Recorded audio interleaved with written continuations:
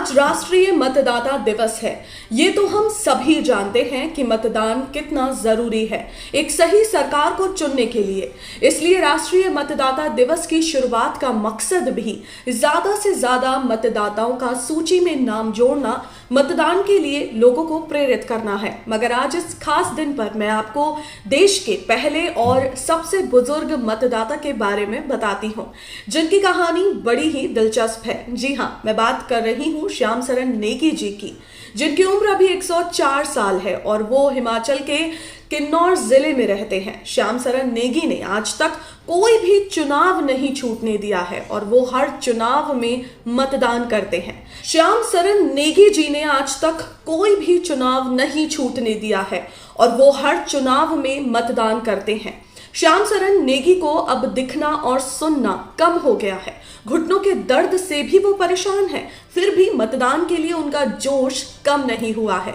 तो उनकी कहानी की शुरुआत होती है 1952 में। दरअसल आजाद भारत का पहला चुनाव 1952 में हुआ था और तब हिमाचल प्रदेश के किन्नौर जिले में रहने वाले श्याम शरण नेगी जी ने सोचा भी नहीं होगा कि वो आजाद भारत के पहले वोटर बनकर इतिहास रच देंगे। भारत में पहली बार लोकसभा चुनाव फरवरी 1952 में हुए थे, लेकिन हिमाचल प्रदेश के निवासियों को 5 महीने पहले ही अक्टूबर 1951 में मतदान करने का मौका दिया गया था, क्योंकि ऐसे कयास लगाए गए थे कि उस वक्त सर्दी के महीने में बहुत ज्यादा हिमपात होगा और हिमाचल प्रदेश के लोगों को मतदान केंद्र तक पहुंचने में दिक्कत हो सकती है। तो चुनाव के समय श्याम शरण नेगी जी किन्नौर के मूरंग स्कूल में एक अध्यापक थे और चुनाव में उनकी ड्यूटी लगी थी। उनकी ड्यूटी शोंगथोंग से मूरंग तक थी, जबकि उनका वोट कल्पा में था। इसलिए उन्होंने सुबह मतदान करके ड्यूटी पर जाने की इजाजत मांगी। तो वो सुबह सबसे पहले मतदान केंद्र पर पहुंच गए और वहां उन्होंने मतदान किया। मगर उन्हें क्या पता था कि उनके एक वोट ने इतिहास बना दिया था। जी हाँ, दरअसल मतदान करते ही इतिहास बन गया और मास्टर श्याम शरण नेगी आज भारत के पहले मतदाता बन गए।